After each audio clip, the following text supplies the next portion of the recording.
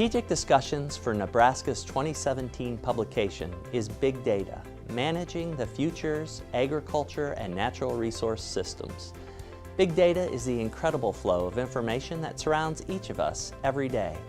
Big data is also a critical factor in agriculture as it drives today's precision agriculture by using unmanned aerial vehicles, satellites, and sensors to increase production efficiency and reduce water usage.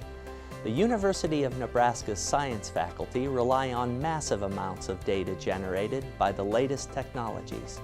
We can use big data to find solutions for some of the most daunting challenges we face.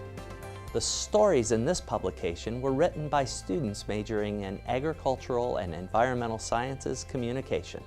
They're based on interviews conducted with University of Nebraska scientists who use the best available data-driven technologies in their research and in the classroom. Let's take a look at a few examples of how the Institute of Agriculture and Natural Resources is using big data to find solutions for tomorrow's agriculture, food production and safety, and water conservation challenges. Precision ag is going to be kind of the way of the future, and one of the bottom line issues that I think about is farms are not getting smaller in size. We have, this combining of farms over time, less farms, larger acres. Those farms become more difficult to manage if we don't have data. So I can't, if I'm managing a 400 acre, 500 acre farm, a lot of that I can kind of do. I keep track of everything instinctively, I know. And if I've been farming that for 25, 30 years, which a lot of people have, we know how that field is going to respond. In the future, farms are going to be much larger. We're going to have better information so that we can manage all those fields under one system. And so I think that's the kind of the key for data, with sensors, automating parts of our management system, whether it's the equipment or whether it's that decision support along the way.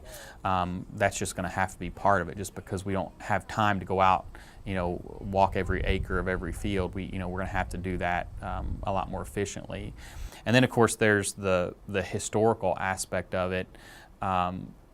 There's a lot of great speakers out there that have talked about how, when they inherited their farm, their dad told them everything that they knew about that farm.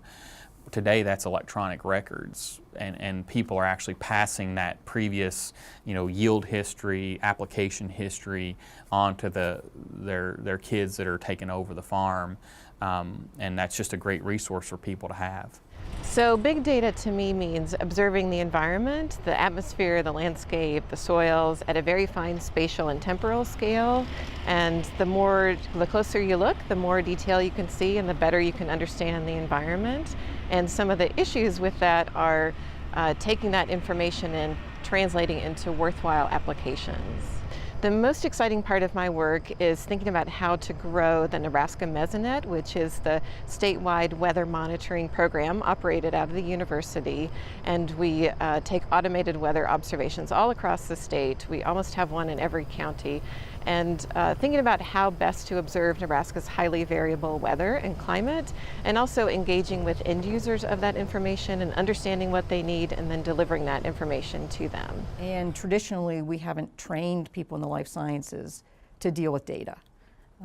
They learn to look into microscopes, they learn to take pictures, they learn to observe, but at the scale that we were collecting data, it was pretty overwhelming. And I see my role as providing direction for data in life sciences. It's a very big sphere. It covers everything from biochemistry, genetics, all the way to plant imaging.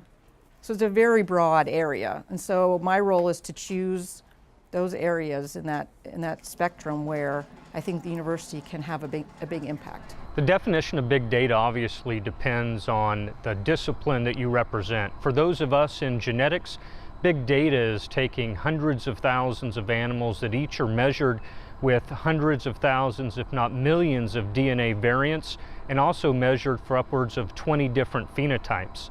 So our goal is to take that big data and distill it into information that livestock producers can use to make more knowledgeable decisions that would increase the rate of genetic gain, ultimately improving the efficiency of livestock production and helping meet the demands of consumers. So producers are facing an increased challenge just related to the rate of technology adoption. We have new genomic selection tools available in the marketplace all the time. So for beef or swine producers, just staying abreast of new technologies and understanding how to use them appropriately has become a more cumbersome task. Our responsibility at the University of Nebraska is to make that task less cumbersome by helping to distill down the volumes of information that they're consuming into useful, simple tools that they can implement. We're proud of our faculty and the impact they are having on agriculture in Nebraska and around the world. They are working with our students to find solutions to help feed a global population. This year's publication on big data is a part of a series of publications that Strategic Discussions for Nebraska has produced. Others include private and public collaboration, One Health initiative, beef production, and many other important topics. For more information, go to sdn.unl.edu.